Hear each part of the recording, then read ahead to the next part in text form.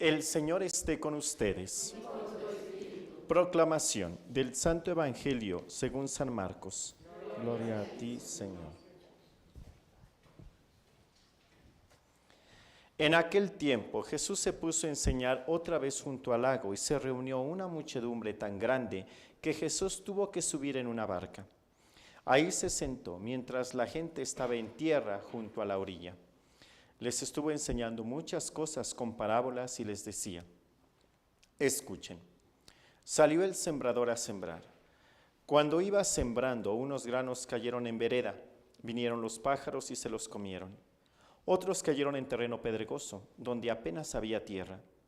Como la tierra no era profunda, las plantas brotaron enseguida, pero cuando salió el sol se quemaron y por falta de raíz se secaron. Otros granos cayeron entre espinas. Las espinas crecieron, ahogaron las plantas y no las dejaron madurar. Finalmente los otros granos cayeron en tierra buena. Las plantas fueron brotando y creciendo y produjeron el 30, el 60 o el 100 por uno. Y añadió Jesús: el que tenga oídos para oír, que oiga. Cuando se quedaron solos, sus acompañantes y los 12 le preguntaron qué quería decir la parábola. Entonces Jesús les dijo: a ustedes se les ha confiado el secreto del reino de Dios. En cambio, a los que están fuera, todo les queda oscuro. Así, por más que miren, no verán, por más que oigan, no entenderán, al menos que se conviertan y sean perdonados. Y les dijo a continuación: si no entienden esta parábola, ¿cómo van a comprender todas las demás? El sembrador siembra la palabra. Los granos de la vereda son aquellos en quienes se siembra la palabra, pero cuando la acaban de escuchar, viene Satanás y se lleva la palabra sembrada en ellos. Los que reciben la semilla en terreno pedregoso son los que al escuchar la palabra, de momento la reciben con gran alegría, pero no tienen raíces, son inconstantes y en cuanto surge un problema o una contrariedad por causa de la palabra, se dan por vencidos. Los que reciben la semilla entre espinas son los que escuchan la palabra, pero las preocupaciones de esta vida y la seducción de las riquezas y el deseo de todos los demás los invade, ahogan la palabra y la hacen estéril. Por fin, los que reciben la semilla en tierra buena son aquellos que escuchan la palabra, la aceptan y dan una cosecha, unos de 30, otros de 60 y otros de 100 por uno. Palabra del Señor. Purifica, Señor, mis labios para que puedan tomar asiento. Dentro del estudio de la teología hay una materia que se llama exégesis, que es la explicación no solo de las parábolas, sino también de las enseñanzas de Jesús. Y hay solamente algunos momentos en los que Jesús da la explicación de su misma parábola, como es en este caso, en la parábola del sembrador, es preciosa. Y bueno, realmente, pues qué mejor explicación que la que Jesús mismo nos da acerca de la palabra cuando uno la recibe. Como ya Jesús nos dio la explicación, voy a permitirme ir a la primera lectura. Después voy a hacer relación con el Evangelio, porque es uno de los textos más bonitos que viene precisamente en esta la promesa de Dios hecha a David y que nosotros la recibimos precisamente con Jesús. Dado que creo que hubo problemas con el micrófono y a los que nos acompañan desde las cámaras, de este lado, saludos. Bien. Tal vez no escucharon cómo comenzó, viene del segundo libro de Samuel, en el que, les pongo en contexto, el rey David había tenido una desgracia en su casa, y es entonces que en algún momento él ya triste, anciano, enfermo, tiene la preocupación de que ya se va y que no le ha dejado una casa a Dios, un templo, y él decide hacer un templo, y es entonces que el profeta Natán le dice: no, tú no le harás el templo a Dios, será tu hijo Salomón quien me construirá un templo, y hace una promesa para todos los descendientes de David. Es muy bonito porque comienza esta historia así. El rey David había sido como un gran rey en Israel y muchos lo querían, pero también por eso mismo, al ser un gran rey, también tuvo muchos enemigos, entre ellos, desgraciadamente, su propio hijo. No sé si les suenan estas palabras: Padre, dame la parte de la herencia que me corresponde. Bien, el hijo pródigo. Bien, pero ¿dónde viene? Su hijo Absalón, el hijo mayor del rey David, le dijo: Padre, dame la herencia que me corresponde. Y al ser el hijo mayor, hijo del rey, La herencia era la corona. Le estaba diciendo, quiero que me dejes el trono, la corona, pero la herencia solamente se entrega cuando el padre muere. Y es entonces que en el fondo le estaba diciendo a David, al papá, quiero que te mueras para que yo llegue a ser el rey. Y el rey, por supuesto, el rey David le dice, no, por supuesto que no, calma. Es tanto el deseo de su hijo Absalón, este deseo de poder, que se levanta en contra de su propio padre. Y comienza toda una batalla. Por supuesto que el rey David es su hijo y no quiere atacar, entonces todos los hombres que estaban a favor de David luchan contra Absalón. David no quiere meterse en la batalla y al final es derrotado su hijo Absalón.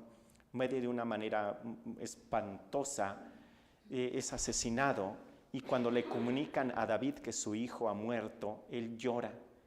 Y porque sí le quería quitar el reino, se había convertido en su enemigo, pero era su hijo. Y entonces a partir de ese momento el rey David comienza a decaer en salud, en ánimo, está muy triste. Y los ministros se dan cuenta que el rey, por esa situación, podría llegar a fallecer. Y es entonces que se preocupan porque no está el hijo mayor, murió, están los otros hijos, están otros que quieren la corona de Israel. Entonces puede haber una guerra civil, se puede desatar una batalla. Dicen, no podemos permitir que eso suceda. Y ante esta situación de enfermedad, de tristeza, de mucha angustia con el rey David, le preguntan, majestad, sabemos que no es el mejor momento, pero si llegara usted a fallecer, Dios no lo quiera, pero si llegara usted a fallecer, ¿quién va a ser el que le va a tocar la corona? Porque si usted no nos deja, va a haber problema total. Y es entonces que el rey David elige al hijo menor, a Salomón. Dice, quiero que Salomón sea el rey. Viene el momento de la coronación y el rey David todavía, bien, estando vivo, comienza a entrar en esta depresión. Y es entonces que el profeta le dice este mensaje, David, tranquilo, ¿bien? Has elegido Salomón, será Salomón quien me va a construir el templo, ¿bien? Pero yo te digo a ti, prometo por mí mismo, le dice el Señor, que un descendiente tuyo siempre va a estar en mi presencia y por siempre su reinado no tendrá fin.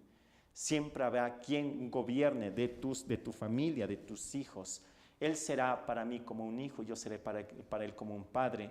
Yo la acompañaré por siempre y siempre estará en mi presencia. Es preciosa la promesa y David cree, y con esa confianza de la promesa de Dios que siempre su descendencia iba a gobernar, David muere. Comienza Salomón y de Salomón comienza toda la descendencia de David hasta llegar a un momento fatídico en la historia de Israel en la que viene el exilio en Babilonia y se llevan al rey y se llevan a los hijos del rey y pasa mucho tiempo. Cuando Babilonia es derrotado y otro rey les permite regresar, el rey Ciro les permite regresar a los israelitas a sus tierras. Entre quienes regresan, regresa la descendencia de David, un muchachito de 15, 20 años más o menos que se llamaba Zorobabel. Para ese momento comienzan a reconstruir Jerusalén y él entre todos, hey, yo soy el rey, o sea, yo soy el descendiente de David, pues como háganme caso, soy el rey. Y todos viendo al niño de, ay, qué ternura, ternurita, ¿no? Y a partir de ahí comienza toda una decadencia, ya no le tienen, por supuesto no tiene el poder para reclamar el reino, y a partir de ahí toda esa descendencia se va hasta terminar, se va perdiendo el poder, hasta terminar al último descendiente que conocemos, que era carpintero, San José, de reyes a un carpintero. La pregunta es, ¿y la promesa de Dios? Cuando Jesús nace era otra dinastía, ni siquiera de la familia de David, Herodes, y Dios había prometido que iba a cumplir su promesa. ¿Dónde estaba Dios? ¿Dónde estaba su promesa? Yo me imagino a David desde el cielo viendo que no se cumplía. Tú me prometiste que iba a haber un descendiente mío y no se cumplió. ¿Por qué me gusta esta primera lectura? Porque en ocasiones nos puede pasar que Dios promete y nos prometió, estaré con ustedes hasta el fin de los tiempos. Y no está, y en mi casa hay problemas, y le rete que rezo, y le rete que pido, y no está presente.